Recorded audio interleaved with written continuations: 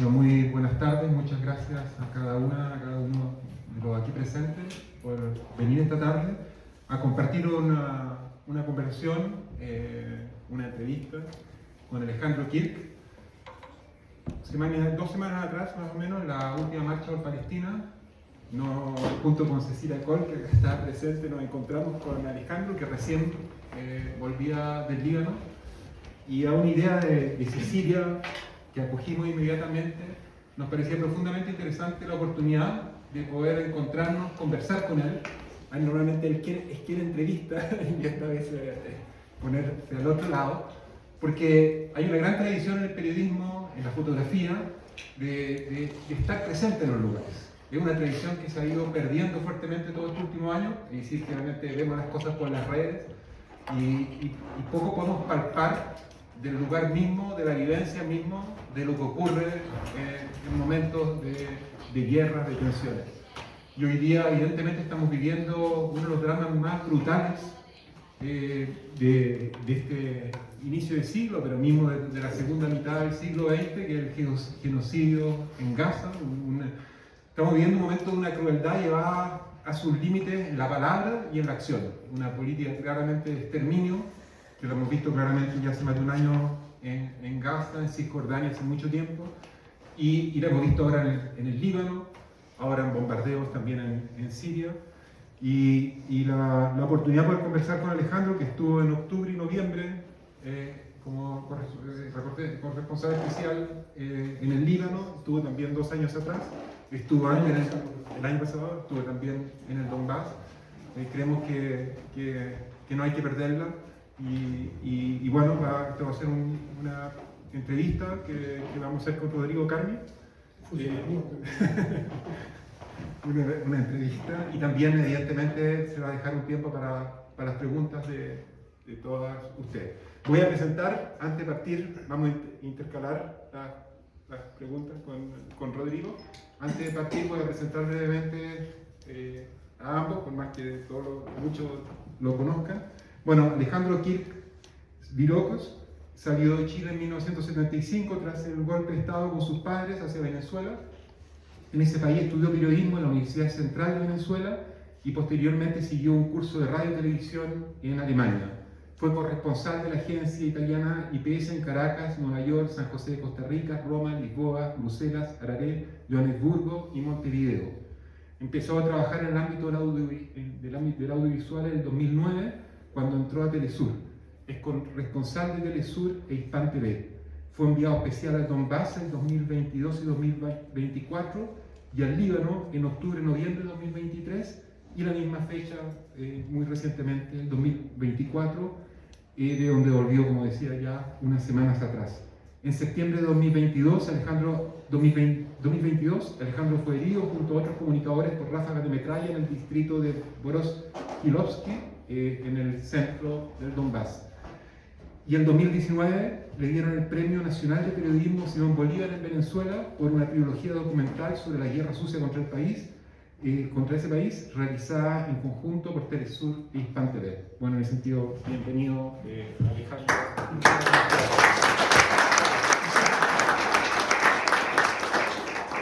Y bueno, está con nosotros también Rodrigo Carmi. Rodrigo es doctor en Filosofía de la Universidad de Chile, profesor investigador del Centro de Estudios Árabes y del Departamento de Filosofía de la Facultad de Filosofía y Humanidades de la Universidad de Chile. Es autor de numerosos libros, entre ellos Palestina asediada, que salió recién por LOM, y coeditor del libro colectivo Palestina, Anatomía del Genocidio, entre otros.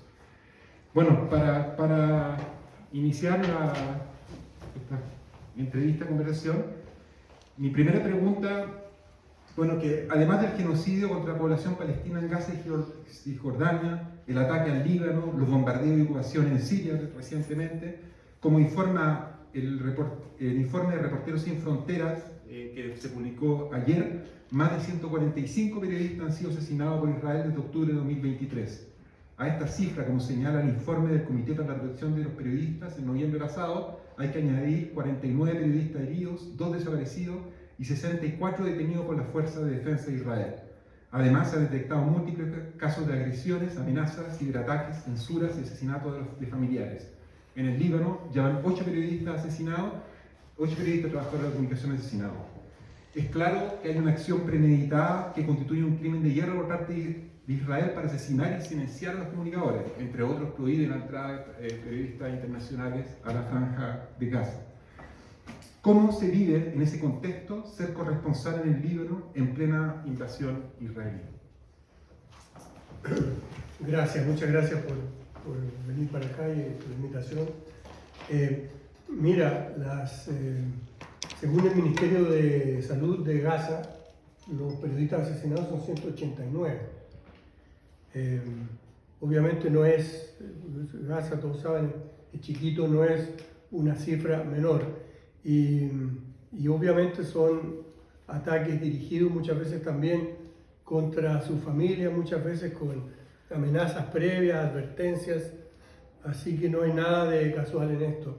Y tampoco en el Líbano, donde el primer día del año pasado, cuando llegué el primer día, fui al sur a las 24 horas y en un lugar que se llama Dahaisa mataron en la tarde de ese día a un periodista de Reuters, que fue el primero desde el 7 de octubre. Y luego ya la otra historia, 2 periodistas de Al Mayadin, que es un canal árabe libanés muy influyente. Y más tarde, en el segundo periodo de la agresión, ahora en octubre pasado, 3 periodistas más de Al Mayadin, y también bombardearon y atacaron el edificio de Al Mayadin. Yo estaba trabajando con Ispat TV, que es de la televisión pública iraní, que tiene allá un edificio, y no todos salieron de allí porque era un objetivo militar. Entonces, yo conocí a estos periodistas que mataron a los de ahora y los de la primera vez, los de Al Mayadin, porque trabajábamos juntos por un convenio con Telesur. Y bueno, no hay nada. En el caso primero, también los 2 casos fue que los conozco. Era una muchacha de 26 años con su camarógrafo que habían hecho un pase en vivo. Estaba en un lugar con una antena, en una camioneta, y el dron sobrevoló, disparó, no murieron todos los 3 al mismo tiempo, volvió a dar la vuelta y lo remató. Entonces, y en este otro caso de este año, estaban todos estos periodistas son todos periodistas árabes, ¿no? En un lugar como vacacional, que hay muchos en el sur del Líbano, que son chalés, y no estaban todos juntos, así que tampoco hubo casualidad, sino que hubo ataques separados. Hay un periodista que, para hablar de las condiciones, hay un periodista que yo admiro mucho allá, que se llama Ali Mortada, que yo recomiendo seguirlo por Telegram, Ali Mortada, que es un joven periodista libanés, que yo creo que era el objetivo de este ataque este año. El vocero militar israelí, Aviyai, se me fue el nombre, Aviyai se llama, que me parece que es un sádico, un psicópata, lo amenazó personalmente, le dijo que donde estuviera Ali Mortada lo iban a matar. El vocero no es un oficial de combate, el vocero es otro periodista con uniforme, no está para eso. Entonces, y Ali Mortada los irrita porque como tiene muchos contactos, yo trabajé con él el año pasado, es muy valiente y a él a veces lo seguía el dron, el auto lo seguía por todo el sur del Líbano. Y él lo que cuenta son lo que ninguno de nosotros ha podido contar, que son las operaciones ofensivas de Hezbollah. Es decir, él tiene los contactos con Hezbollah, probablemente pertenece, no sé, pero hace informes directos, diarios, sobre este trabajo del que no se habla, porque nosotros estábamos en Beirut en esta ocasión, el año pasado, en todo el sur de Beirut, todo el sur del Líbano, y era casi era imposible pasar hacia la zona de combate, pero ellos ya estaban ahí, se quedaron allí. Y se trata principalmente nosotros cubriendo el sur de Beirut, que también es objeto de bombardeo, era objeto de bombardeo diario, más de 10 por día, decenas de edificios destruidos. Estábamos como, era mi opinión, ¿no? Reforzando el relato sionista, porque los sionistas anuncian sus ataques por vía de las redes sociales, ponen incluso la dirección con el barrio, el edificio que van a atacar y le dicen a la gente que se vaya. A veces avisan, a veces no. Yo creo que avisan cuando ahí no hay nada y no avisan cuando hay algún objetivo real que ellos quieren destruir. Pero ellos dicen que se trata de fábrica de armas, que se trata de depósitos de municiones, del cuartel general de la inteligencia, etc. Eso es lo que dicen antes. Y le dicen a la gente que se evacúe a 500 metros a veces con 15 minutos de... Entonces está todo el mundo pendiente de este señor. Y nosotros íbamos al día siguiente al edificio destruido. Entonces ellos después mostraban las imágenes desde el aire y nosotros mostrábamos que lo habían hecho bien. Entonces como que iba reforzando el relato de que iban ganando. Pero no había, entonces yo me dediqué a buscar evidencia de lo que ellos decían que había ahí. Así como el reportero que hay que, ¿no? Buscando ahí entre medio de los escombros una pistola, era un depósito de armas, algo en ese montón de escombros tenía que haber. Y lo único que había eran objetos familiares, juguetes destruidos, neveras, qué sé yo, televisores, computadores, sillas, qué sé yo, una casa, familia. Entonces, ¿cómo es posible que yo visite decenas de estos edificios? Nunca vi ninguna traza de... Pero ese relato tampoco llega porque trabajamos en medio, como lo hablábamos antes con Rodrigo, que no llegan a millones y millones de personas en el mundo. Entonces, esto no se sabe. Y los periodistas occidentales que están en el Líbano, que son alrededor de 400, la mayoría son jóvenes, freelance, aventureros básicamente, la gran mayoría occidentales, no podían ir a cubrir esto, aunque tuvieran la intención, porque había que tener el contacto, la autorización de Hezbollah. ¿Y por qué? Porque muchos de estos periodistas son informantes del Mossad y no querían los de Hezbollah que fueran a corroborar, pero indirectamente nosotros también lo hacíamos. Entonces es muy difícil cubrir, para responder tu pregunta, es muy difícil pasar de la cobertura de la destrucción. Entonces el periodista en el terreno o está, como está Ali Mortada, no solo en el frente, sino que súper bien conectado con el aparato militar de Hezbollah, para informar detalladamente de cuántos combates se habían realizado, cuántos tanques, o sea, él hacía un informe diario, lo está haciendo, lo hizo hasta ahora, de los tanques destruidos cada día, cuántos carros de combate, cuántos soldados heridos, dando una información, y también las operaciones, porque había una operación dual allí de Hezbollah, de defensa del territorio y de ataque ofensivo al interior, a la profundidad del territorio enemigo. Y bueno, claro que lo quieren matar. Y sus compañeros hacían lo mismo y hablaban también con la gente que vive ahí, que es otro elemento importante que Israel no quiere que se sepa qué tipo de actitud. Yo no creo que es tanto la destrucción, porque ellos mismos la publicitaban, sino que no se hable con la gente que es víctima de estos ataques criminales. ¿Por qué? Porque no van a encontrar lo mismo que se encuentra en el norte de Israel, o sea, en la Palestina ocupada, que se fueron. Aquí hay muchos habitantes del sur del Líbano se fueron hacia Beirut y hacia otras partes. Es la gran diferencia con Gaza, porque tienen a dónde ir. Entonces se fueron como ordena Israel, fija quiénes pueden vivir ahí, quiénes no.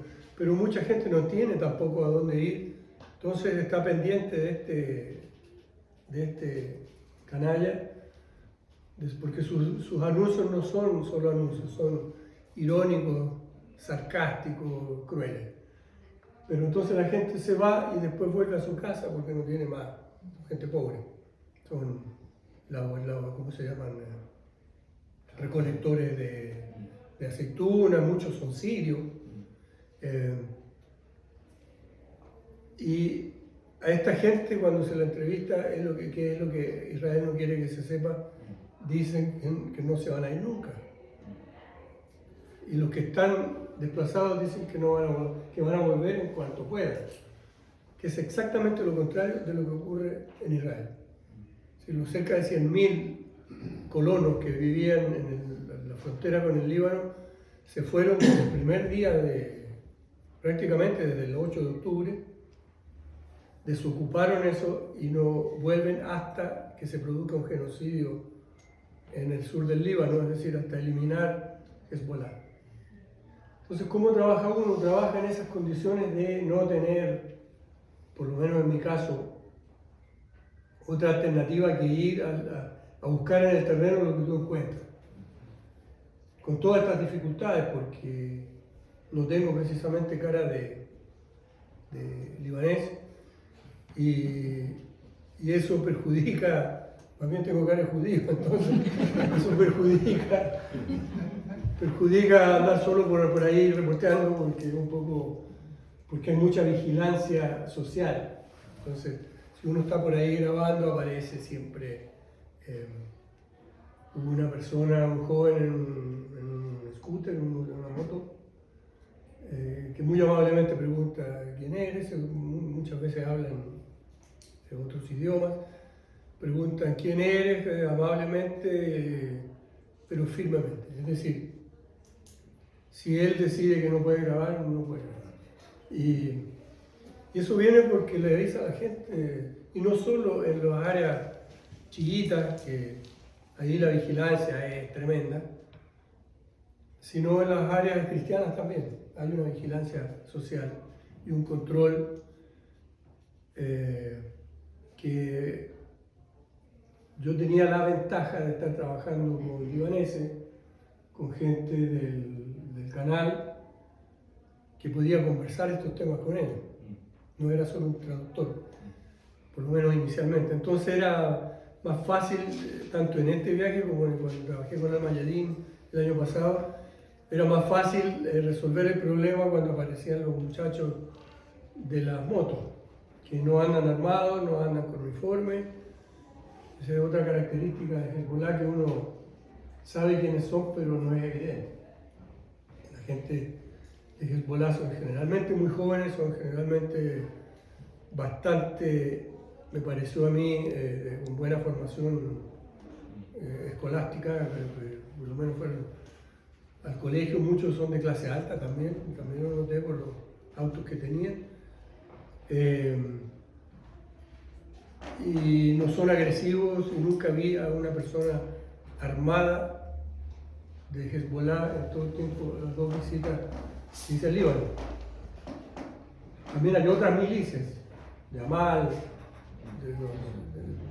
de la yihad islámica, pero básicamente de Amal, que controlan territorio, controlan ciudades, y que es otra negociación, porque son aliados pero competidores. Entonces, eso es la vida del Líbano en los últimos decenios, desde la guerra civil del año 75, así que no tiene nada de raro la existencia de todos estos grupos, y que tú te encuentras profesionales, por ejemplo, que dos camarógrafos que trabajaron conmigo, los dos habían sido oficiales de sus respectivas milicias, uno del Partido Comunista, el otro del Partido Baath, y con experiencia de combate, artilleros, qué sé yo. Uno me dijo que había sido, se graduó de oficial en la Unión Soviética, o sea, esta es una sociedad guerrera, una sociedad donde la gente tiene experiencia de guerra y donde la gente no se asusta, no entra en pánico, a veces hasta niega la guerra, tal lo que pasaba en el Donbass. Y son gente que digo, no tiene miedo. Hay muchos aliados también ese otro problema de la cobertura. Porque Israel tiene aliados dentro del Líbano, aliados importantes en el ejército, en la administración pública, entre la población cristiana, que preferirían que se eliminara Hezbollah y que yo sinceramente no encontré ninguno que hablara a favor de Israel, pero sé que los hay. Entonces hay que moverse en esas aguas y sobre todo creo que la cobertura que uno puede hacer de reportero es muy limitada desde el punto de vista analítico porque las decisiones se toman en otra parte.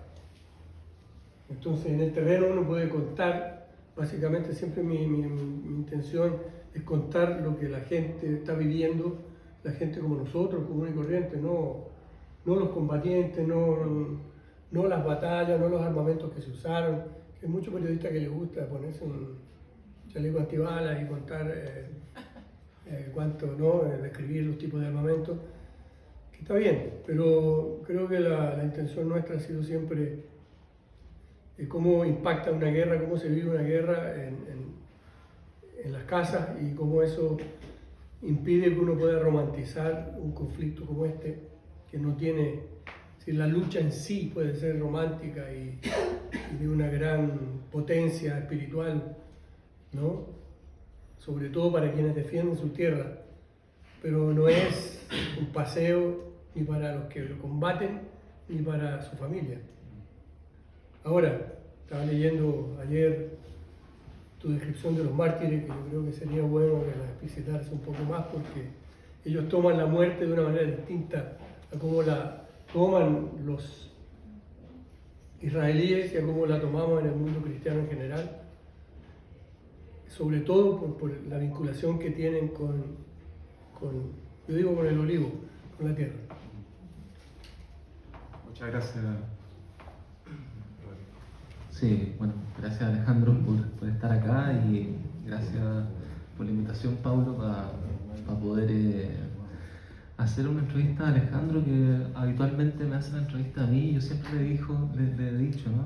Te tienen que entrevistar a ti. No tengo mucho más que decir, digamos. Así que, como para entrar un poco en el terreno de que tú estás describiendo ahora, ¿no? Claro, la prensa corporativa está, por así decirlo, plagada del discurso de la geopolítica, ¿ya? Y de una cierta geopolítica también, ¿no? Pero de alguna manera, ¿no?, la palabra de los habitantes aparece completamente silenciada, digamos, ¿no? Salvo algunos montajes que uno puede ver aquí y allá, ¿no? Te quería preguntar un poco eso, como la percepción de los mismos habitantes en las distintas zonas en las que has estado, digamos, no solamente en el caso del Líbano, también en el caso de Donbass, ¿no? A propósito de el escenario bélico, digamos, que está ahí permanentemente rondando, ¿cómo se organizan internamente? ¿Qué es lo que tú viste ahí? ¿Cómo se organizan? ¿Qué es lo que conversan? ¿Qué es lo que te conversan a ti, digamos? ¿No? Yo creo que sería como muy interesante que nos hicieran como una descripción en ese sentido, ¿no? Bueno, eso es bien interesante porque la guerra tiene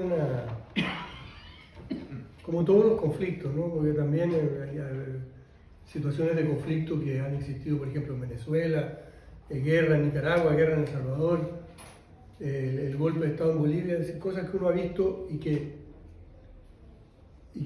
quienes han estado en la guerra, yo conozco aquí por lo menos uno, saben que se genera un modo de vida alrededor de esto que no es el drama que presentan, no es necesariamente el drama que se presenta en los medios, que se supone, como mucha gente creía, que yo vivía prácticamente en Punticodo, ¿no? Escapando de las bombas, y tú ves que alrededor de las zonas de combate se establece, lo primero que funciona es el capitalismo. O sea, hay gente que vende comida, que vende y que se aprovisiona de alguna manera, suicida a veces, que aprovisiona a los propios soldados que están ahí, que van a comprar incluso elementos militares. Eso pasa en Rusia hoy, ¿no? Que al lado de un par de kilómetros del frente hay unas tiendas militares que le venden a los soldados botas, chalecos, qué sé yo, implementos, uniformes. Son como unos supermercados militares. Entonces, la gente va a los cafés, la gente... Era cómico ahora, aquí en cómico digo, no sé si es cómico, pero... venir de uno de estos lugares, habían estos ataques, hay una gran diferencia con el Donbass. Que en el Donbass son ataques artilleros, con cañones, no con misiles, de los que ocupa Israel. Estos son muy destructivos, o sea, los periodistas se ponen chalecos antibalas. Estos misiles de perforación que ellos utilizan de una alta precisión destruyen un edificio entero en un segundo. Se desmorona, va a la base, penetra y lo deja sin cimiento. Entonces, el que está por ahí no tiene chance. En cambio, uno que, por ejemplo, en el caso mío, cuando me tocó, estaba por ahí, pero no tuve chance, porque son esquirlas, no es lo mismo. Esto destruyen un departamento, matan gente, o sea, todas las guerras son así. Pero esto, la dimensión del poder destructivo y del mensaje que manda Israel con esto es completamente distinto. Pero entonces, para volver ahí, todo en el sur del Líbano, el Líbano, no sé si todos saben, pero tiene 250 kilómetros de largo y como 50 kilómetros de ancho. Entonces no es... Me acuerdo que hace poco, hace como unas 3-4 semanas, Israel dijo que había llegado a 100 kilómetros de Beirut. De la CNN y otros 100 kilómetros es exactamente la frontera con sur del Líbano. Ahí está, nunca entraron. Entonces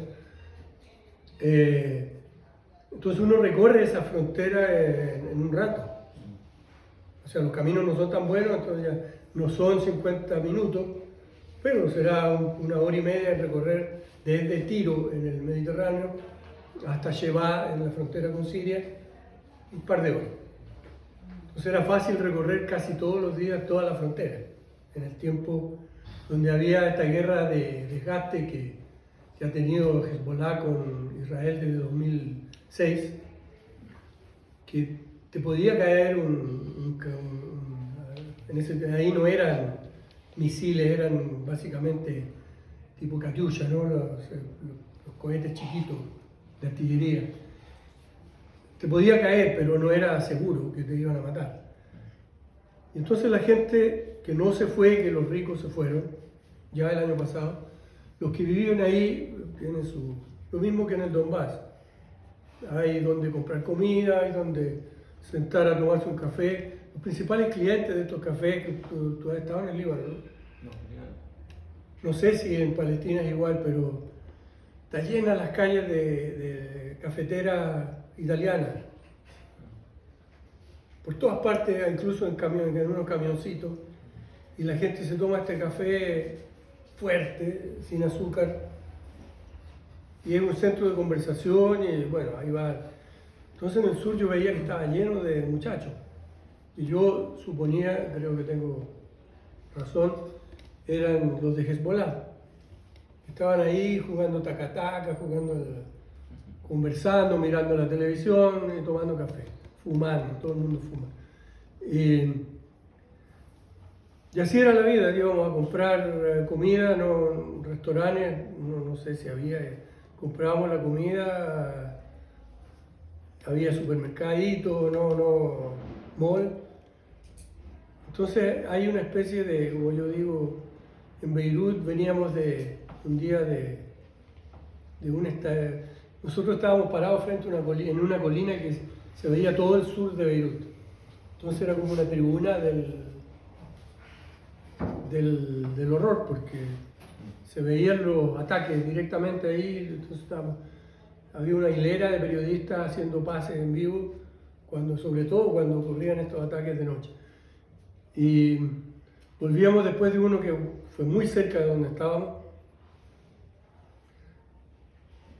y muy cerca de allí. Entonces hay muchos cafés y tiendas de comida rápida, y entonces estaba la gente ahí sentada, comiendo, sin ninguna, o sea, con toda calma. Y esa calma, yo creo que no es tanta calma porque vi lo mismo allá en Donetsk. Yo creo que no es tanto la calma como negarte a vivir en el pánico que te quieren imponer. Es decir, yo no voy a aceptar que me trastoquen. Como una resistencia. Es una forma de resistencia, así lo veo, porque es tan distinto de lo que pasa aquí, por ejemplo, cuando hay un acontecimiento como un terremoto, ¿no? La gente en pánico, la gente quejándose constantemente. Yo no vi eso, no vi gente quejándose constantemente, teniendo todos los motivos para quejarse. Y sí, como viviendo una vida normal, hablando de otras cosas. Casi todos los que trabajaban conmigo eran desplazados, porque eran del sur de Beirut, de la zona chiita. Y ninguno me contaba tragedias, y después yo me daba cuenta, porque uno mira que, por ejemplo, el compañero este que manejaba andaba toda la semana, una semana entera con la misma ropa. Entonces yo me empiezo a preguntar, y un día me dijo, no, fui a mi casa y en el auto atrás tenía una serie de ollas y cosas de cocina que había sacado de su casa, de la que no podía ir porque estaba en la zona más dura, y iba corriendo, sacaba algo, veía que estaba todo bien y se iba a donde estaba alojando. Y después me empezó a contar, y estaban prácticamente viviendo en unas tiendas, en el patio de una casa de unos conocidos, pero nunca escuché a alguien decir, mira que estoy así, pobrecito, jamás. Y sí, buen humor, o sea, otra forma de ver. Ahora también, como me decía uno, aquí no hemos tenido nunca paz, hemos tenido intervalos entre guerra y guerra en las últimas 2 generaciones. Entonces ellos están acostumbrados a vivir así. Ahora, nadie se puede acostumbrar a que te destruyan tu casa y te maten a tu familia.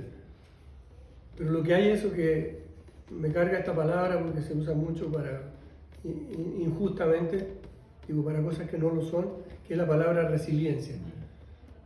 Que a veces la usan para cosas banales, ¿no? Que soy muy resiliente porque llevo 10 minutos esperando en el autobús. Entonces, y con este sol. Pero no, aquí sí, y en el Donbass también, y que yo creo que refleja el apego, vuelvo a decir, porque es lo que más me impresionó a mí desde el día que llegué ahí, el año pasado, es ese apego a la tierra, que es indestructible, no importa lo que pase. O sea, ahora nada puede ser peor para Palestina de lo que está ocurriendo ahora, después de lo de Siria, y sin embargo la actitud, estoy seguro, tú lo sabes mejor que yo, tal vez, es la misma. No nos van a sacar de aquí, no nos vamos a ir.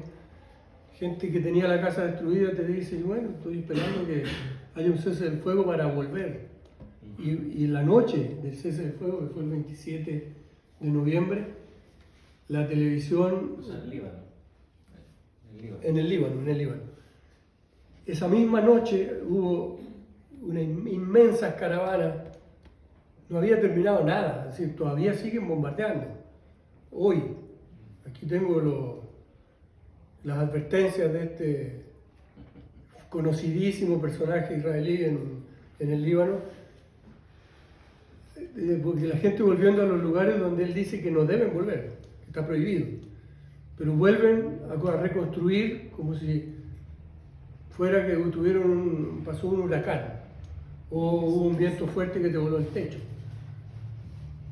Ninguno piensa en no ir o esperar que por un milagro se acabe Israel, como si lo exigen los colonos israelíes desplazados del norte.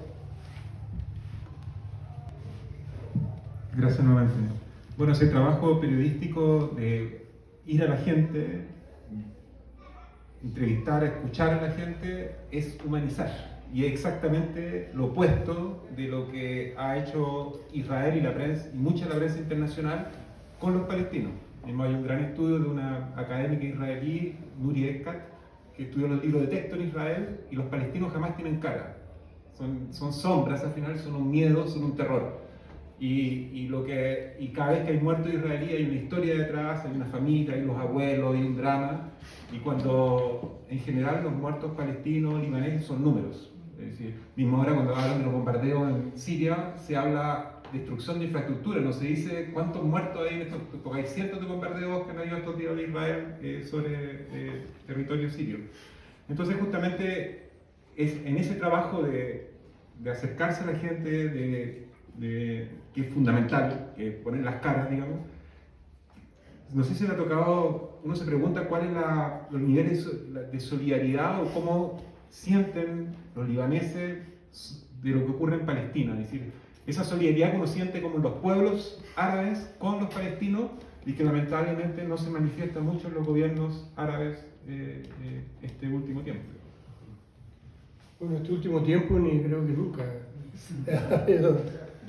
Yo creo que siempre ha habido esta contradicción entre lo que piensan y sienten los pueblos árabes y lo que hacen y sienten sus gobiernos.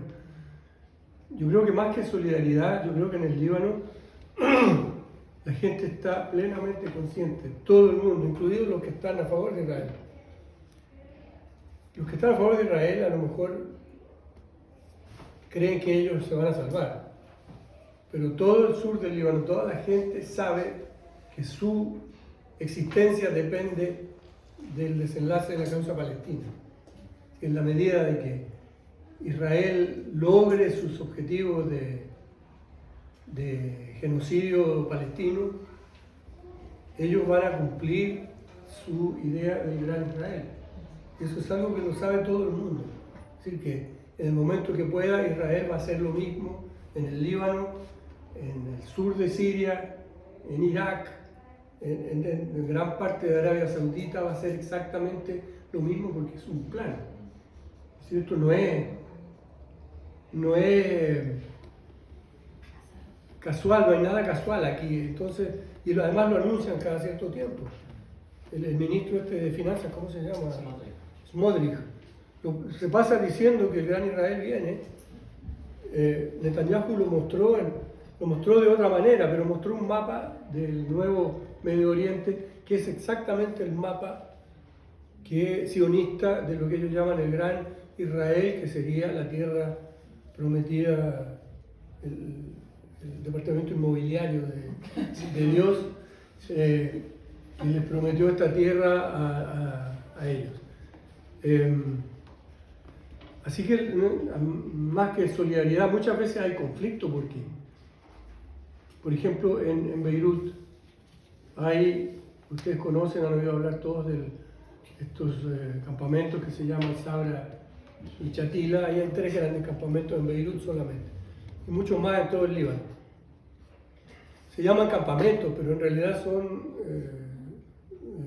barrios, son distritos, edificios densos, poblados, llenos de actividad. Entonces la idea del campamento uno piensa en carpas, ¿no? Es como cuando hablan de los suburbios del sur de Beirut, uno piensa que son como unas casas con jardín que están fuera de la ciudad. No, es Beirut, igual. Si yo vivía en un departamento que había una avenida que separaba Beirut, administrativo, la capital, de Monte Líbano, que es la jurisdicción al sur de Beirut. Pero es una calle. Ahí se podían atacar, aquí menos probable, a menos que anduvieran buscando a alguien. Entonces hay ciertas tensiones porque son centenares de miles, ya van 3 generaciones de palestinos refugiados en el Líbano. Y estas 3 generaciones no son libaneses, siempre han sido palestinos refugiados.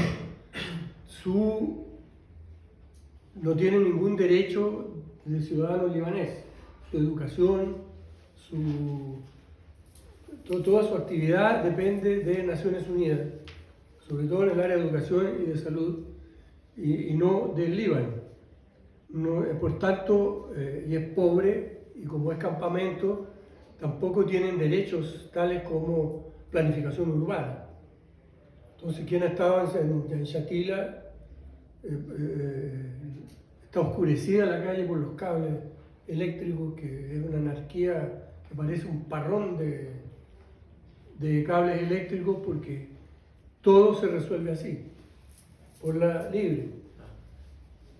Entonces eso produce tensión, pero curiosamente he visto que, fíjate que en Beirut la población se duplicó después de la agresión israelí del 23 de septiembre. Con la gente que venía, que se alojaba en las calles, en carpas, en las casas de alguien. Había los carros estacionados en doble fila, porque venían los que tienen carro, no los que no tienen. Y a pesar de eso y de que andaba mucha gente que el Estado no la ayudaba, no había ninguna explosión de delincuencia. Entonces estos palestinos que viven en la pobreza, en Sabra, Shatila y otro cuyo nombre no puedo pronunciar, no son fuentes de crimen. No hay un problema que a la gente hable en el Líbano de que no salgas a la calle porque te van a robar, no muestres tu teléfono, cuidado si tienes plata, es muy tarde, nada de eso, no hay. Nunca voy a nadie hablar de eso. Es curioso porque lo que hay, sobre todo de parte del gobierno, había por ejemplo una discriminación. Los desplazados libaneses recibían cierta ayuda y los sirios no. Hubo quejas de eso por parte de Hezbollah. El Hezbollah, yo creo que todos saben, pero nunca está de más decirlo, Hezbollah es un partido, se llama Partido de Dios. Y tiene un ala militar y tiene un ala religiosa, aparte de la ala política que participa del gobierno. Entonces, además tiene un ala muy importante, que es la de los servicios que presta la población, de salud, de educación, financiero. Hay un banco que se llama Qadr al-Hassan, que viene del Corán, ese tipo de organización financiera. Entonces Hezbollah no es un grupo como lo presentan los medios, y aquí en Chile también, como un grupo de matones. O sea, estos que llegaron a invadir a Damasco, los ex Al-Qaeda, esos son los que la gente cree que es Hezbollah. Los Hezbollah no andan nunca así, no son así, son la misma gente que vive ahí. Entonces, eso me pasaba siempre en el sur de Líbano. ¿Quién? Pero yo preguntaba, ¿quién coño son los de Hezbollah? Y todos, me decían, todos. O sea, entonces el dueño de la zapatería, el carnicero, y los hijos de ellos, y el dueño de los olivos, y el de la fábrica de aceite, todos son Hezbollah. Entonces es imposible separar a Hezbollah, porque eso es lo que es la milicia de Hezbollah, es una guerrilla de autodefensa. Y entonces estas tensiones son mínimas, y repito entonces, para terminar, es la idea clara que tienen todos de que Israel lo que quiere hacer el sionismo es construir el gran Israel, y lo quiere construir sin árabes porque no puede tener árabes en su territorio, porque los árabes son un peligro constante para su dominio. Y es un peligro, fíjate, yo una vez hablaba con una amiga comunista judía uruguaya, y yo le decía, ¿por qué Israel no puede disolverse en un Estado palestino donde los judíos y los musulmanes y los ateos y quienes quieran vivan? Me dicen no, porque el peligro es que la tasa de fertilidad de los árabes es mucho mayor que la de los judíos. Y por tanto, si los dejamos, van a ser la inmensa mayoría de la población en 20 o 30 años, con lo cual se diluye la cultura o la hegemonía judía. La comunista y el peligro, o sea, el peligro de que los árabes sean más y que no sea un Estado judío. O sea, ese sionismo de izquierda no es de izquierda.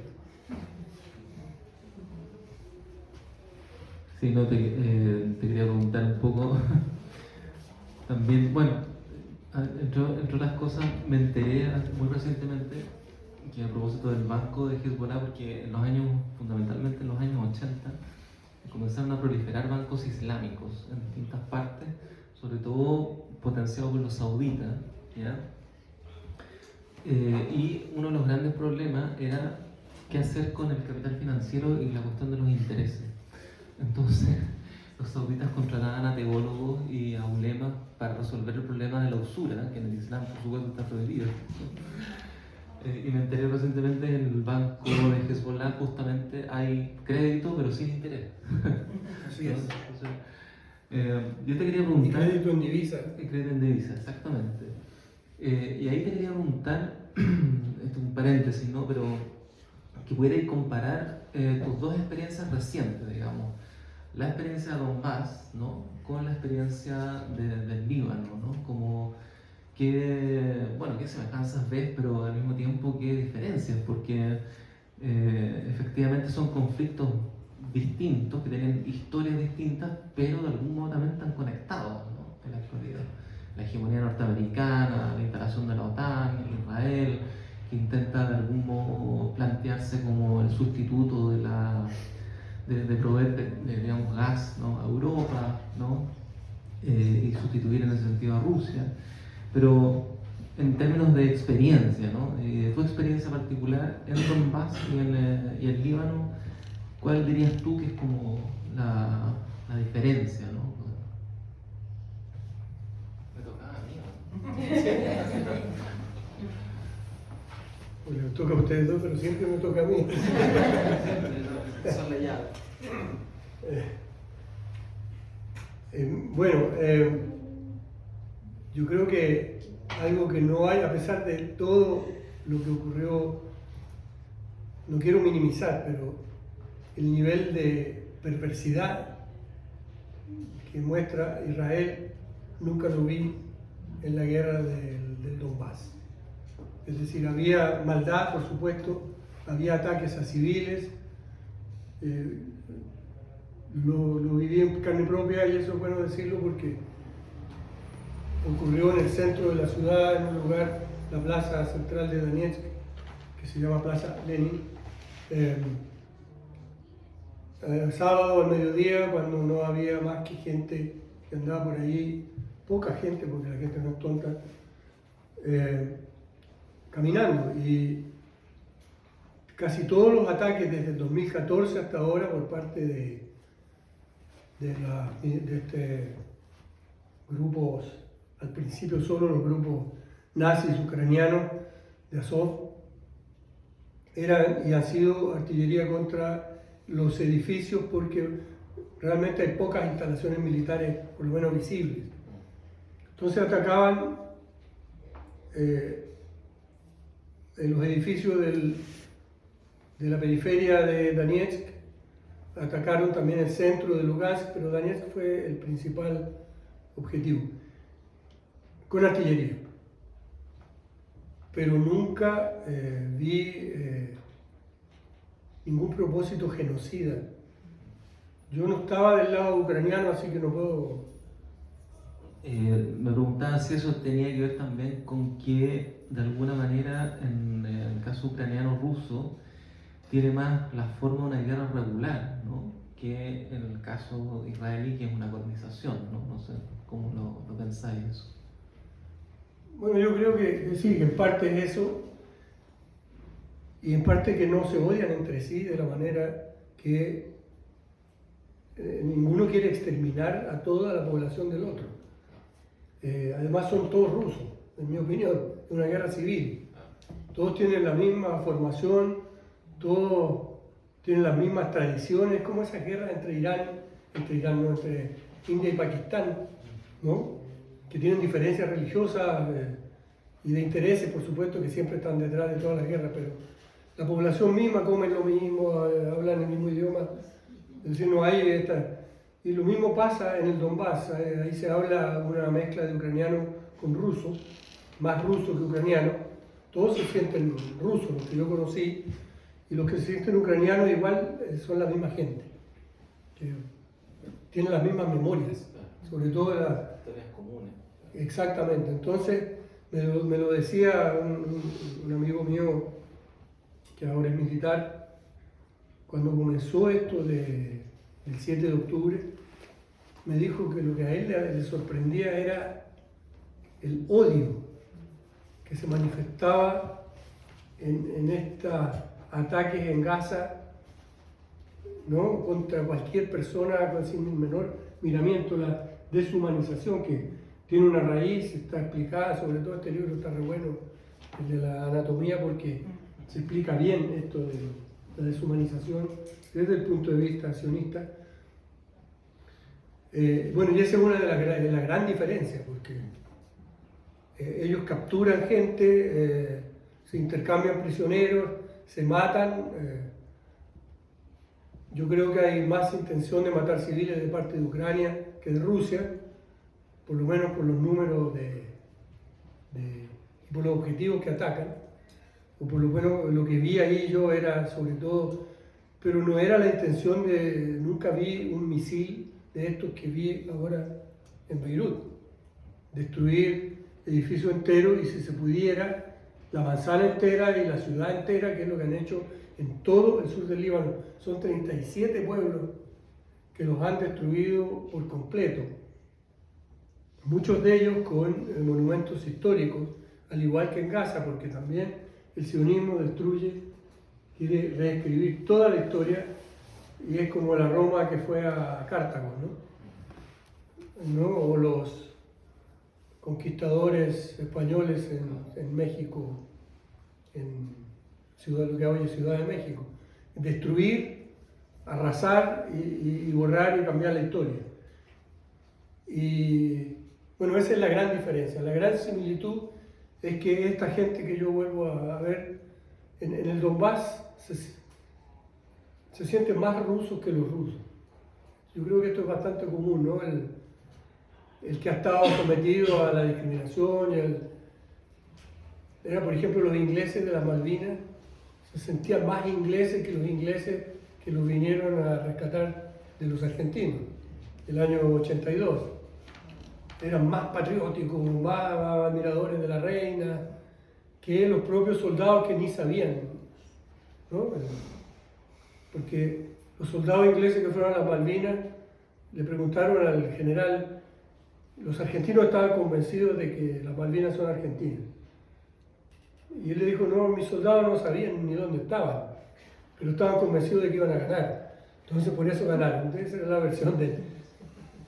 Eso no ocurre en el Donbass, ¿no?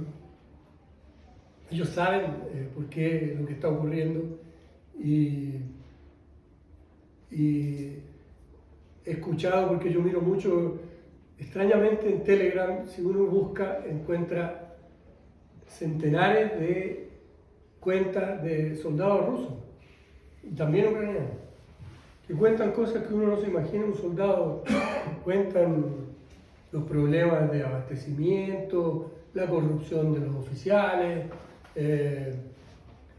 el sinsentido del gobierno, critican mucho al Estado, a lo que ellos llaman los liberales. Y en esta se encuentra información sobre todo lo que ocurre. Y uno de ellos explicaba, decía, yo creo que debería haber por lo menos del ejército soviético al ejército ruso le quedó la institución de los oficiales políticos. Pero en la época soviética eran oficiales del Partido Comunista que estaban allí para orientar y para tomar decisiones políticas, no solo bélicas. Eso salvó al mundo de una guerra mundial en el año 62. Porque un oficial de submarino, el oficial político dijo, no, no disparen. Bueno, pero ahora los oficiales políticos no son políticos en el sentido de ese, sino que no se sabe bien cuál es su papel. Pero él decía, los oficiales políticos debieron organizar reuniones de los soldados rusos que están combatiendo en el Donbass con la población que se supone que ellos están protegiendo porque no hay ningún contacto. Entonces los rusos que están combatiendo no consideran tan rusos a los del Donbass. Y los del Donbass se sienten súper rusos porque ahora sí estamos en la madre patria, no es como... Entonces, pero lo que hay en común entre ambos es ese de yo soy de aquí. Y a mí nadie me saca de aquí y yo no me voy y no importa lo que pase. Y eso es bastante común en los dos casos. Te toca a ti. Voy a hacer una última pregunta, una última, Rodrigo, y pasamos a escuchar preguntas. Editamos en el 2003 un libro de una intelectual francesa, Alain Jox, que se llama El Imperio del Caos. Me cuesta, está claro, y lo han expresado una y otra vez, y tú ya lo decías, esta voluntad de Israel, del gran Israel. Pero estas décadas hemos visto la destrucción total de toda la zona, todos los países de la zona.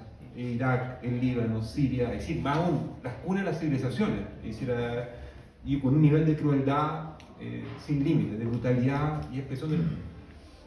¿Cómo entender esa lógica imperial norteamericana-israelí totalmente entrelazada? ¿Y qué futuro? ¿Cómo romper este sentimiento muy desesperanzador al ver tal nivel de genocidio, tal nivel de brutalidad y tan poca reacción a nivel mundial? Aparte de manifestaciones, pero toda la arquitectura de derechos humanos ha estado como en su mínima expresión. Sí, bueno, es que yo creo que hay intereses distintos. Yo creo que el interés de Estados Unidos es uno y el del sionismo es otro, aunque confluyan. Pero yo creo que el sionismo es una secta fanática de 8 millones de personas que viven en Israel, que se sienten acorralados y que se sienten, como tú lo dijiste, primero, yo escuchaba a un periodista israelí anoche, decía, primero ellos se sienten víctimas, se sienten las únicas víctimas, no más víctimas que otros, sino ellos son las víctimas históricas y por tanto tienen el derecho a vindicarse como quieran.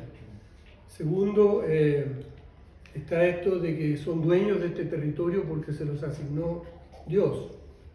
Son el pueblo elegido, por tanto, como pueblo elegido son mejores que todos nosotros. Y tercero, dice, aunque no lo dicen, está esto de que ellos sienten que los otros no son humanos. Guidón Levy. ¿Ah? Guidón Levy. Él, sí. Sienten que no son humanos y que en el fondo hay que... Ya no es tan, digamos, subterránea la forma de decir esto, porque lo dijo Netanyahu, estamos peleando con animales humanos, con ratas que hay que exterminar. Es el mismo lenguaje de los nazis con respecto a los judíos en el Holocausto.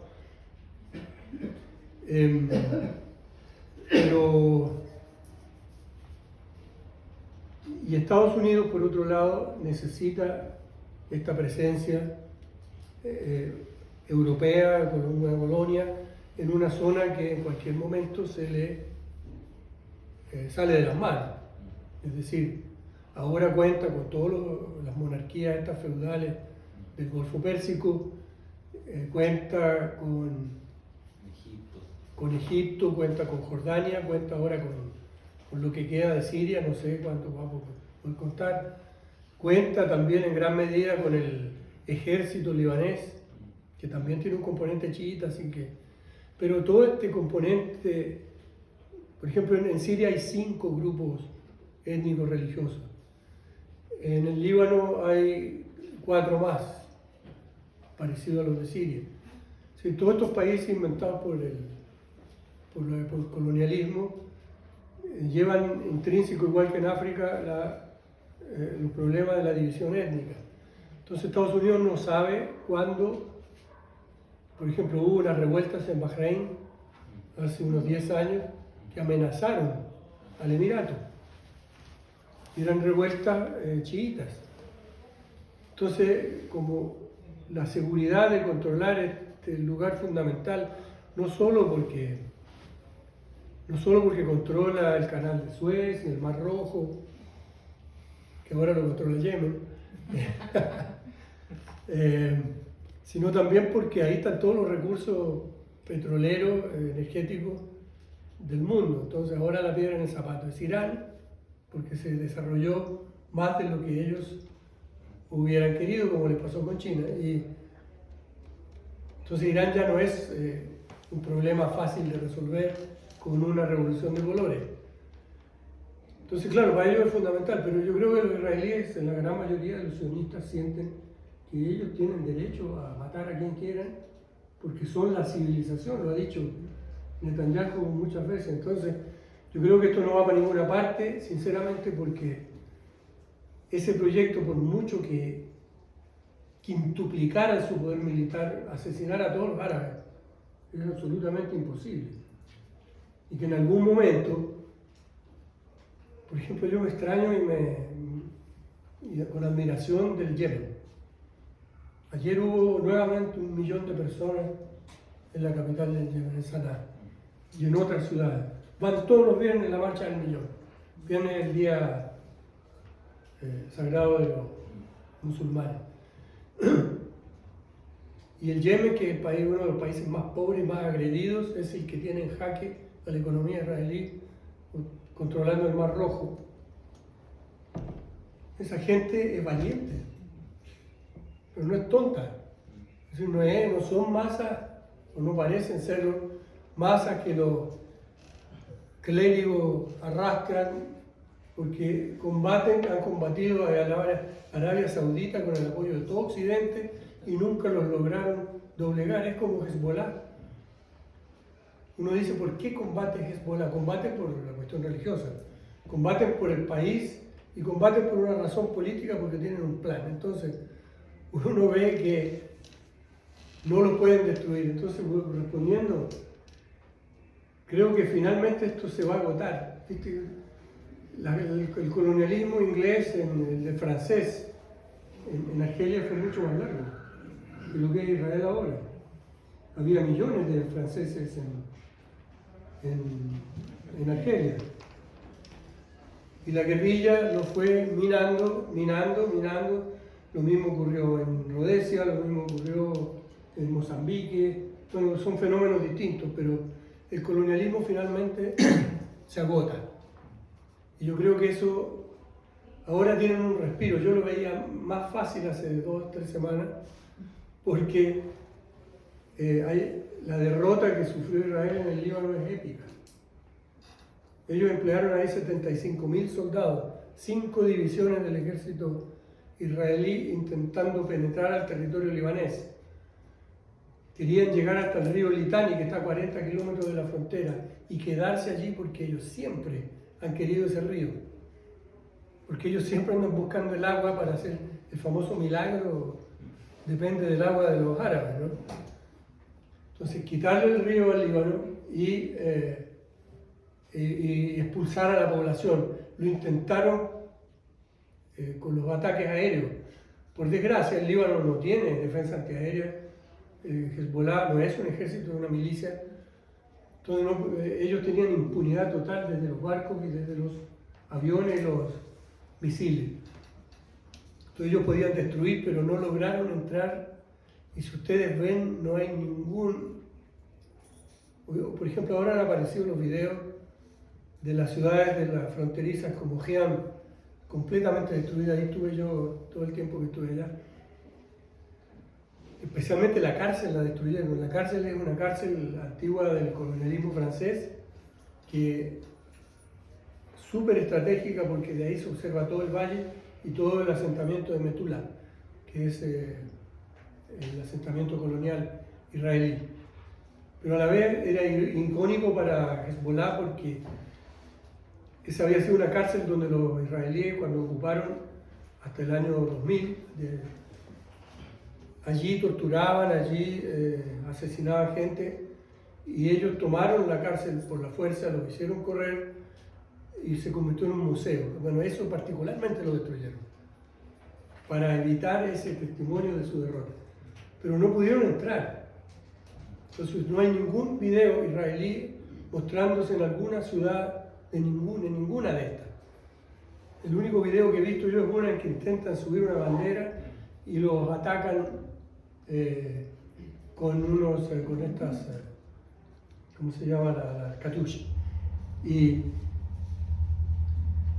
eso sí que es épico, porque ahí murieron, claro, la cifra no siempre el que mata es el que más es el que gana la guerra, como se demostró en Vietnam, pero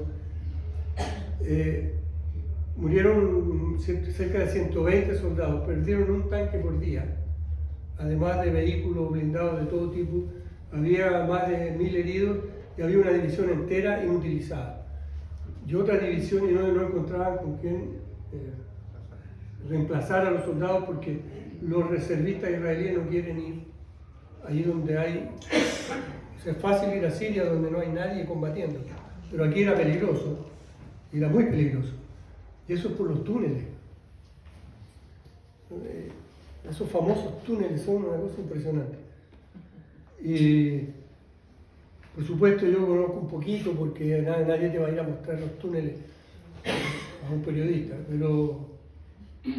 pero por eso que no le veo sinceramente gran futuro. Yo creo que de aquí a un tiempo muchos de los sionistas van a ser como los alemanes, que no sabían nada, que no se acordaban de nada, que nunca fueron nazis, que a él lo engañaron, que me llevaron... Yo entré al partido nazi porque era la única forma de... También lo dicen lo de los países socialistas, ¿no? No, yo no era comunista, yo entré al Partido Comunista porque quería ir a la universidad. La misma Angela Merkel, ustedes no sé si saben, pero Angela Merkel era secretaria del distrito, o sea, de la provincia, de la Juventud Libre Alemana, o sea, la Juventud Comunista. No era una que entró para entrar a la universidad, era dirigente. Pero, entonces yo creo que eso va a ocurrir y ocurre también en Sudáfrica. Yo nunca fui racista, no, yo, por favor, no.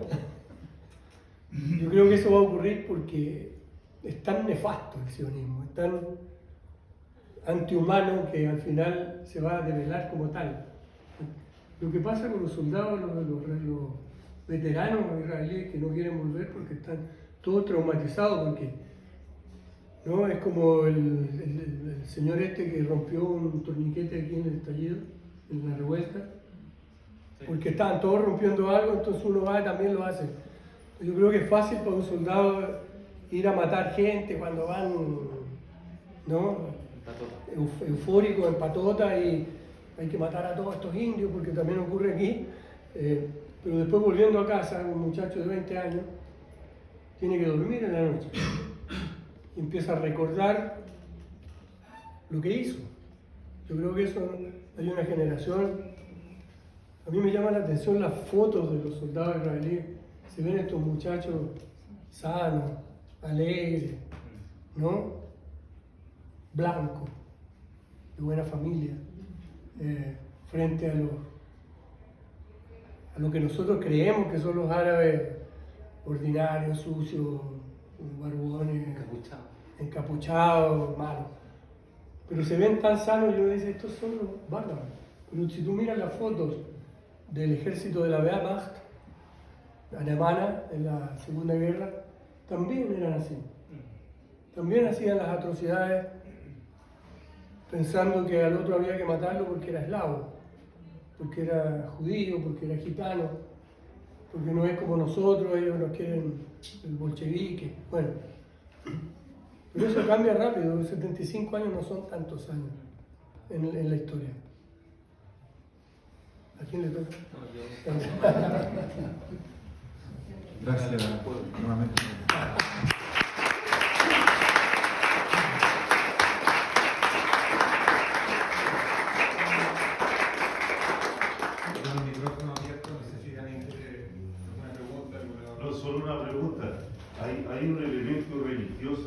porque yo creo que el que está desmovilizando a los países árabes, no sé qué impresión tiene sobre la hermandad musulmana, porque supuestamente nació en Egipto.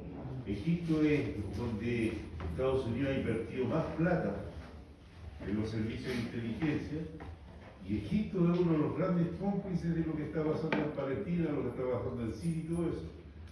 Yo lo digo esto a raíz porque toda esta cuestión internacional, institucionalidad internacional prácticamente ha condenado. Los propios portavoces de Estados Unidos se han contraído. Bueno, vamos a tomar preso a Putin y a Netanyahu, que salió de la Corte Internacional, también se va a tomar preso. Le pregunté a un periodista.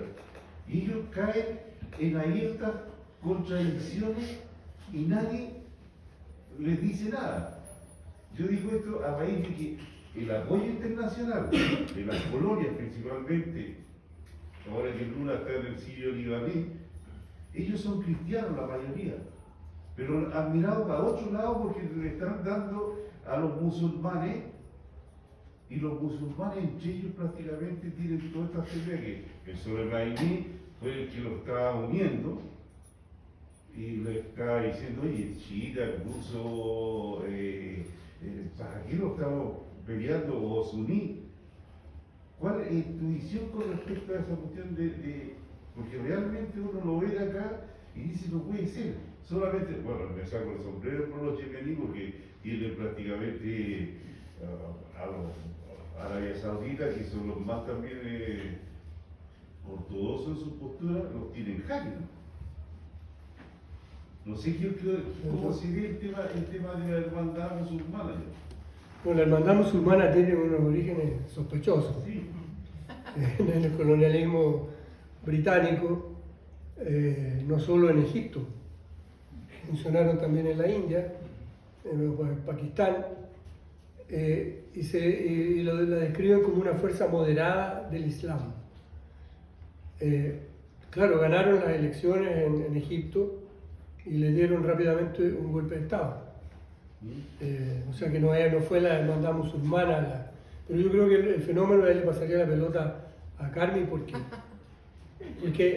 para hablar del Islam político, porque a raíz del colonialismo surgieron dos corrientes islámicas. El colonialismo después que empezó a arrebatarle Egipto, Argelia, Túnez, Marruecos al Imperio Otomano, que era ocupante, pero no era el ocupante genocida, era un ocupante al estilo antiguo de los imperios, ¿no? Domino, cobro impuestos y me pongo a alguien ahí, que a veces era uno de ahí mismo. Entonces, cuando empieza esto, hay un Islam que considera que la llegada del Occidente es positiva, porque trae la modernización, la eficiencia del Estado, que inmediatamente eso se notaba. ¿No? Los británicos gobernaban administraban mejor que los turcos. Pero frente a eso salió una corriente islámica más nacionalista, el primer nacionalismo islámico, y el Islam político, que es, no sé si me equivoco, el Islam político es, me parece, la idea de que como el Islam no es una religión donde uno va a rezar los domingos y se olvida, sino que es un modo de vida, es una cultura, una forma de ser, es una cosa que tiene que uno estar adherido permanentemente, no se puede mirar para el otro lado. Voy a contar una anécdota que no tiene nada que ver, pero para decir cómo está metido el Islam en la vida de la gente. En esa colina en que estábamos reporteando o haciendo los pases, no había baño, pero había mata. Entonces yo iba a mear a las matas, porque no había dónde ir, nadie más iba. Y me acuerdo que el compañero este que andaba conmigo, yo me quería quedar porque se había anunciado un ataque por ahí en la otra esquina, y él se quería ir a toda costa, y después me confiesa que se quería ir a orinar. Y yo le digo, bueno, anda a mear ahí a las matas. No puedo, me dijo, y no me quería contar. Y después el jefe me dijo, nosotros no podemos ir a orinar a las matas. El musulmán tiene que orinar en un lugar donde haya agua, donde esté limpio. Así no podemos. Entonces yo todavía no entiendo, no le creo tampoco. Pero es permanente. Entonces, el Islam político señaló en algún momento que el Islam no era una fuerza negada a la modernidad ni a la ciencia ni a la tecnología, todo lo contrario, era el origen de todo esto, y tenía que asumir el rol político de dirigir el Estado para orientar toda la modernización de los países.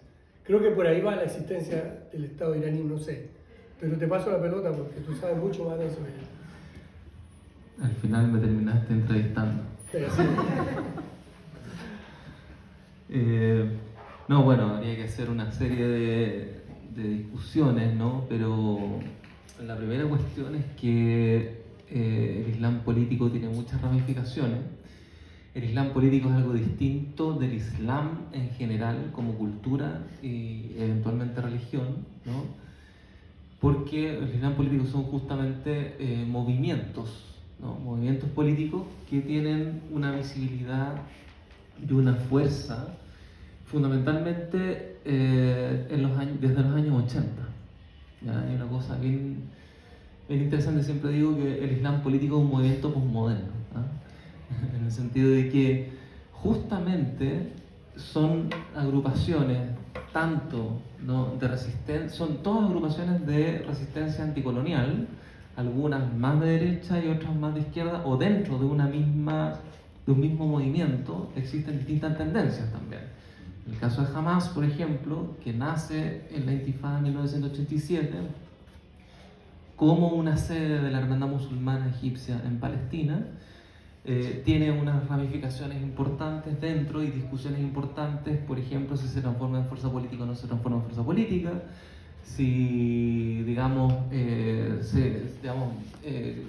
va a la batalla electoral o no va a la batalla electoral, etc., ¿no? Entonces, hay una serie de ramificaciones que son muy distintas entre sí, ¿ya?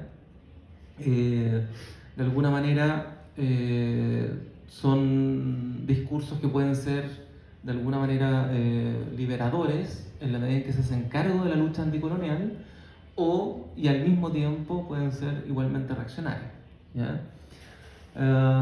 Es interesante el hecho de que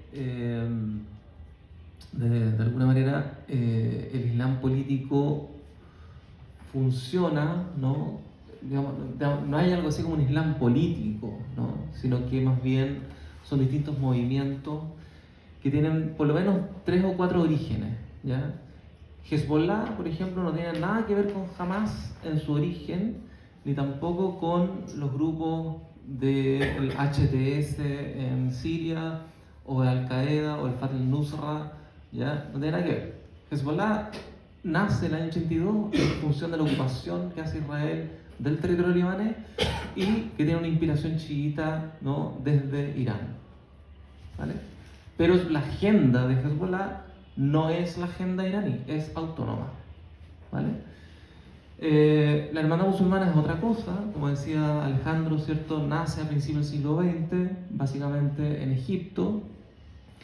En algún minuto, fundamentalmente en los años 50, fue financiado por la CIA para contrarrestar al nacionalismo árabe que ponía entredicho a los intereses imperiales en la región. Pero después, cuando todo eso se acaba, ¿cierto?, ya se transforma en enemigo, ¿no? Y entonces Egipto no ha dejado, los gobiernos egipcios no han dejado de perseguir a la hermandad musulmana, ¿no? Y la hermandad musulmana tiene una concepción panislamista, digamos, ¿no? Y por lo tanto tiene sedes en distintos otros países, como el caso de Palestina, de Hamas, ¿ya? Y el caso de Arabia Saudita también, ¿ya? Los grupos Estado Islámico y toda esa cuestión novedosa, ¿no?, proviene de Al-Qaeda, y Al-Qaeda viene de Arabia Saudita. Bueno, viene del Departamento de Estado norteamericano con Arabia Saudita, ¿ya? Y son una configuración que llamamos del Islam Wahhabí, ¿ya?, que es un Islam, digamos, reaccionario, conservadurísimo, pero no por eso, deja de lado la cuestión de la resistencia, lo voy a decir más adelante, ¿ya? Pero que no tiene nada que ver, es una lectura, por así decirlo, radicalmente suní, ¿no? Que no tiene que ver con Hezbollah, que no tiene que ver con la hermandad musulmana tampoco, ¿ya? Y como bien decía Alejandro, en el caso sirio, lo que se advierte inmediatamente después de la revuelta, cuando ya se militariza todo, etcétera, y empiezan a introducirse los grupos, es que hay una competencia entre grupos, ¿no? Que es un poco lo que pasa en el Líbano con Hezbollah y con Hamas y otros, ¿no? Entonces compiten entre sí, es lo que la ciencia política llama actores no estatales, ¿no? Compiten entre sí, que están financiados por países, por regímenes, etcétera, ¿vale? Y termino solamente con este comentario, ¿no? En Arabia Saudita, que es un país que nosotros lo vemos como una especie de Corea del Norte, digamos, así como totalmente homogéneo, que no pasa nada, digamos. En realidad pasan muchas cosas, ¿ya? Entre otras, es que es el único país árabe que no fue colonizado, ¿ya? El único país árabe que no fue colonizado. Es el primer país árabe que se independiza de los turcos, justamente creando el Islam wahabita. El Islam wahabita no es una creación medieval, es moderna, igual que el Islam de la hermandad musulmana y de otros movimientos islámicos. Entonces, son todas formas modernas del Islam, ¿ya? Y lo que tiene Arabia Saudita es que también es un Islam wahabí que puede resistir también y protestar contra la monarquía, ¿ya? Uno dice, pero ¿cómo pueden haber protestas wahabitas contra la monarquía? Sí, hay protestas wahabitas contra la monarquía. Precisamente por esa razón los movimientos de rebelión en Arabia Saudita no son seculares, son islamistas, porque Arabia Saudita no tuvo el movimiento de colonización europea como los otros países árabes. Y para terminar el comentario o pregunta, el Islam político es un discurso postcolonial árabe. La historia moderna árabe, uno podría decir, tiene dos grandes discursos postcoloniales: el discurso nacionalista y el discurso islamista. Y dentro de eso uno puede encontrar muchas diferencias, desde el marxismo-leninismo en el primer caso, hasta el wahabismo, la hermandad musulmana, etc., ¿vale? Ahora, la cuestión es que el Islam político tiene que ser considerado como un movimiento moderno. Y en términos de clase, y esto ha sido investigado por los propios intelectuales árabes, ¿eh? En términos de clase, los grupos islamistas siempre, al menos en el caso de Egipto, por ejemplo, que es un caso muy emblemático, remiten a la pequeña burguesía. ¿Ya? Pequeña burguesía que no puede integrarse del todo al ordenamiento de la gran burguesía, que es excluida por esta, que es frustrada y que es primera generación de profesionales, por ejemplo, ¿ya? ¿Y por qué sucedió este desplazamiento de la lógica secular de la política árabe a la lógica islamista? Bueno, sucedió porque los procesos de descolonización del mundo árabe, que tuvieron como puntal el discurso nacionalista, fueron cooptados por el imperialismo occidental y transformaron a las vanguardias revolucionarias de la descolonización en grandes clases dominantes financieras. El emblema de eso puede ser el ejército egipcio, que básicamente el 40% de la economía de Egipto, del PIB de la economía egipcia, depende del holding financiero del ejército, ¿ya?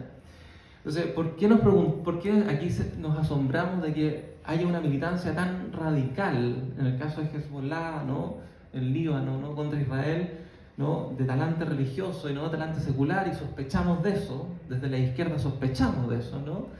Bueno, resulta que gran parte de la población chiita, digamos, en el Líbano, era comunista en otro momento, y lo que sucedió fue justamente que toda la impronta del discurso secular árabe terminó cooptada por el imperialismo occidental. Otro emblema de eso, no solamente el ejército egipcio, también la Autoridad Nacional Palestina. La Autoridad Nacional Palestina.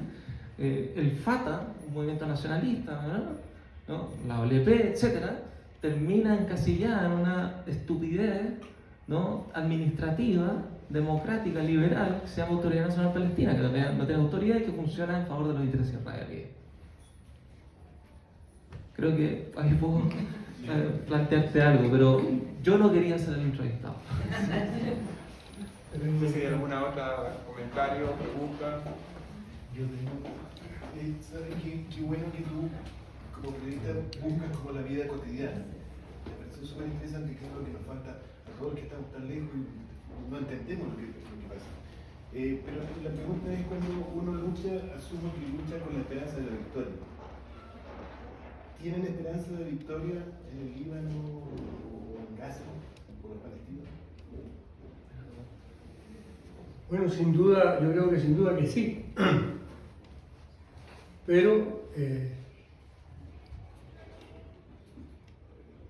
con el primer mensaje del nuevo secretario general de Hezbollah, Naim Qassam,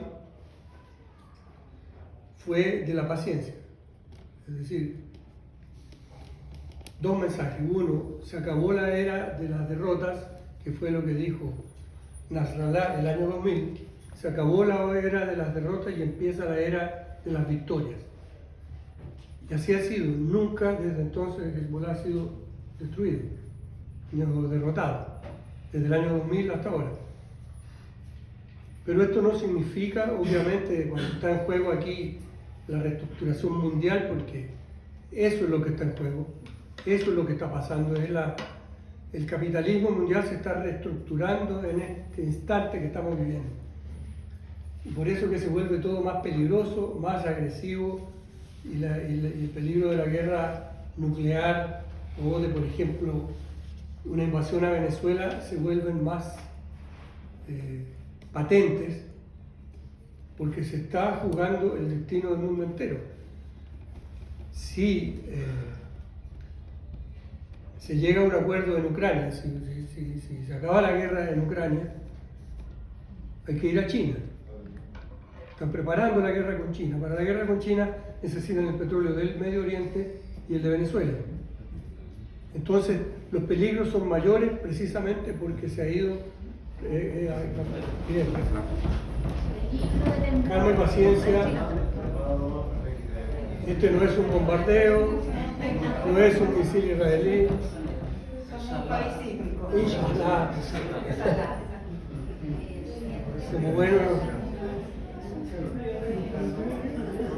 a lo mejor si esto ocurriera en el Líbano salían todos corriendo, no por un misil.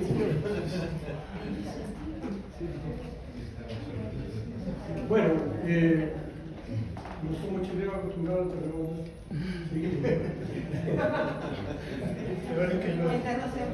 No son las armas, son el terremoto. No son las armas. No, por eso digo, la posibilidad, no sé bien en qué consiste la victoria por ahora, es,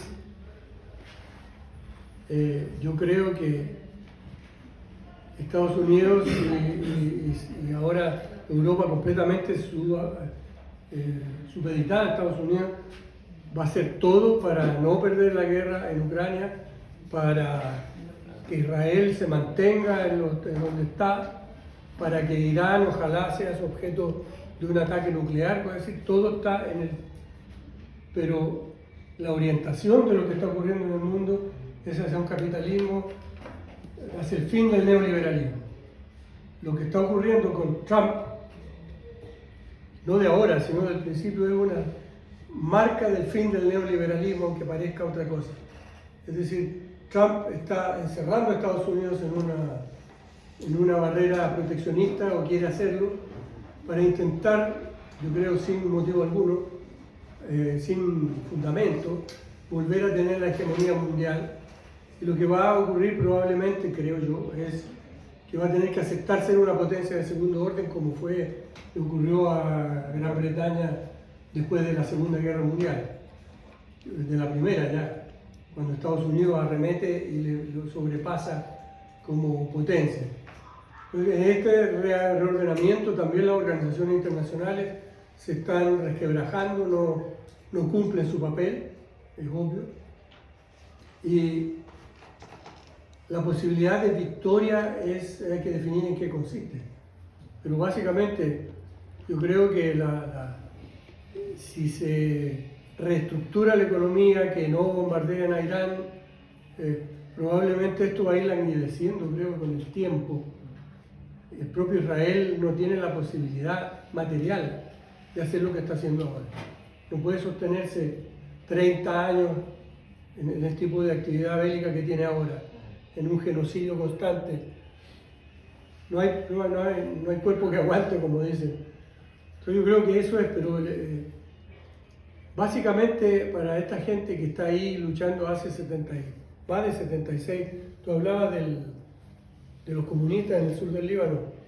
La primera resistencia contra Israel no fue Hezbollah, no existía, fue el Partido Comunista, que tenía un importantísimo movimiento armado.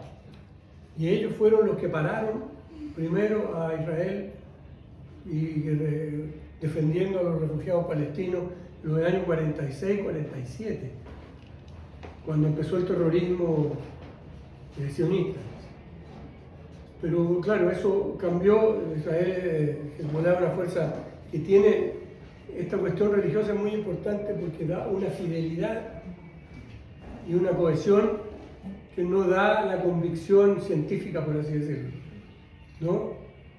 Porque si todo sale mal, nosotros siempre somos musulmanes y nuestro clérigo tiene razón. Entonces, eso le da una coherencia que no tiene. Entonces, la paciencia, vuelvo a ese tema, pueden pasar 2 generaciones más, digo, históricamente.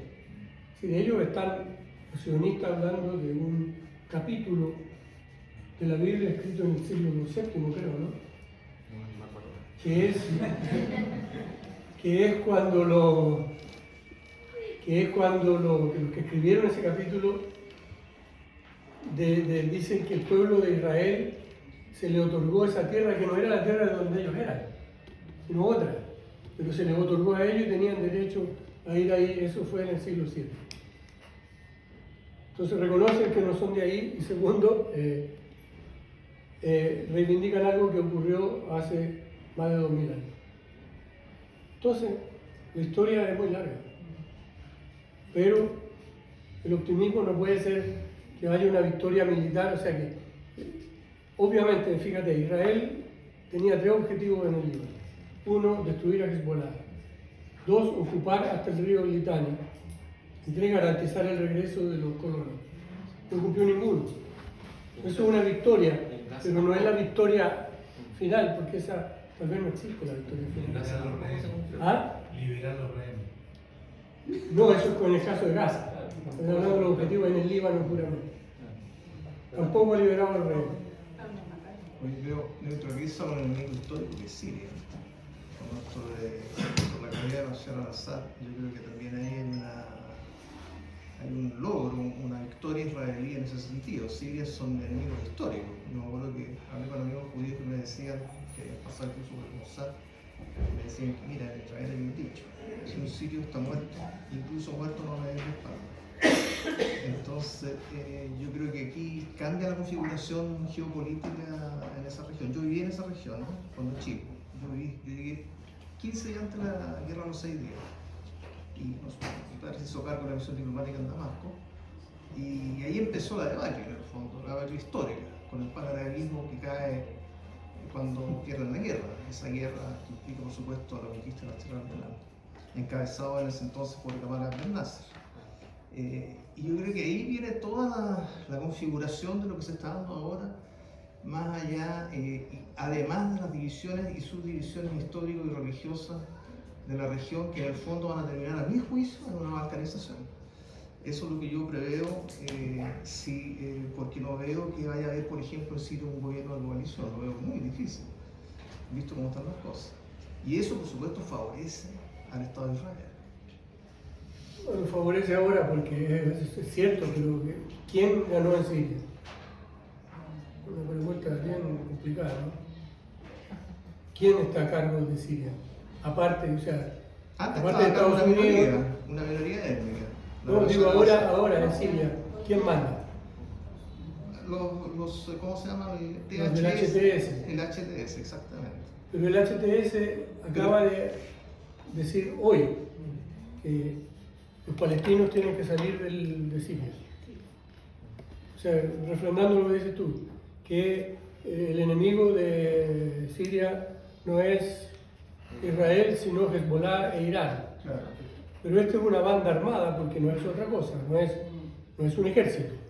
El ejército sirio lo están destruyendo todos los días Israel para que nunca más, para que pase en Siria lo mismo que en Jordania y el Líbano. Ya, pero la expulsión de los palestinos no es nueva. No, La expulsión de los ahora palestinos la yihad empieza islámica, con Hafez el-Assad.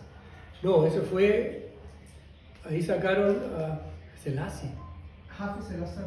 Ah, el ok, papá de Bashar. no, yo pensé que... Él fue el que expulsó a los palestinos, la primera gran oleada de palestinos expulsada al Líbano y quien provocó y desató la guerra civil en... Sí, pero ahora había una...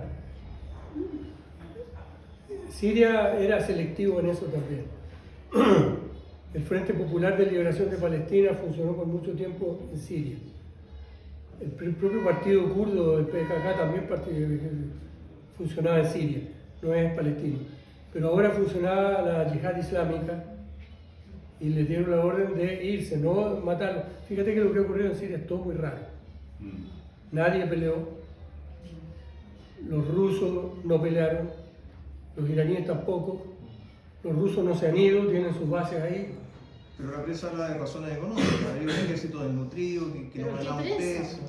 ¿Cómo? En general lo he visto varios canales, veo los Sí, canales porque franceses. cierto, no, yo creo que es verdad, pero era un ejército que no iba a combatir. Son 12 años de guerra civil.